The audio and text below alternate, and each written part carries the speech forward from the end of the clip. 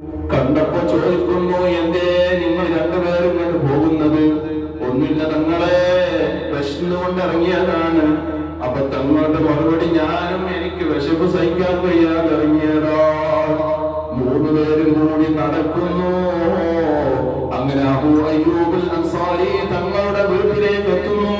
അബൂ അയ്യൂബുൽ അൻസാരി തങ്ങൾ മുത്തനബി സല്ലല്ലാഹു അലൈഹി വസല്ലം തങ്ങൾക്ക് സാധാരണ ഇടയ്ക്കിടെ ഭക്ഷണം ഉണ്ടാക്കാറുണ്ട്, തങ്ങളെ പരീക്ഷിച്ചു നിൽക്കാറുമുണ്ട്. അന്നും തങ്ങൾക്ക് വേണ്ടി ഭക്ഷണം ഉണ്ടാക്കിയിട്ടുണ്ട്, തങ്ങളെ പ്രതീക്ഷിച്ചിട്ടുണ്ട്.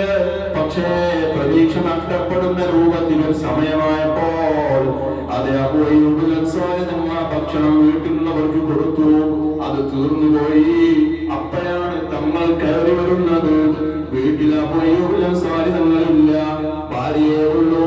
ഭാര്യ മൂന്നാളോടും വീട്ടിലേക്ക് ഇരിക്കാൻ പറഞ്ഞു. മുസ്ലിം തങ്ങൾ ചോദിക്കുന്നു, എവിടെ പോയി? അബൂ അയ്യൂബ് എവിടെയാണ്? അപ്പൊ പറയുന്നു, അതേ കൃഷിയിടത്തിലേക്ക് ഇറങ്ങിയിട്ടുണ്ട്.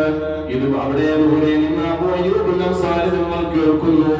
ഉടനെ ഓടി വരുന്നു, തങ്ങൾ സ്വീകരിച്ചിരിക്കുന്നു. തങ്ങളോട് പറയുന്നു, ഈ സമയത്ത് തങ്ങൾ വരൽ പതിവില്ലല്ലോ.